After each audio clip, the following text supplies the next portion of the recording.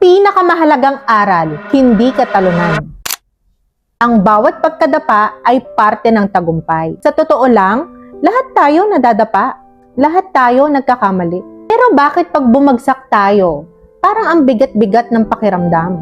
Parang automatic na iniisip nating failure na tayo.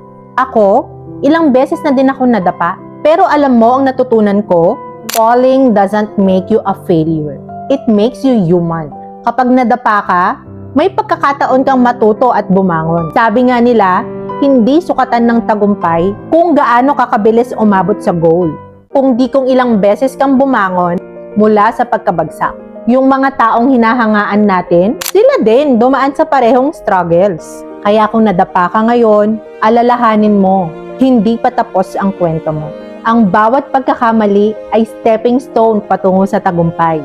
You are not your fault. You are your courage to rise again. Tandaan mo, walang one-hit wonder sa buhay. In life, quitters never win and winners never quit. Kaya mo yan.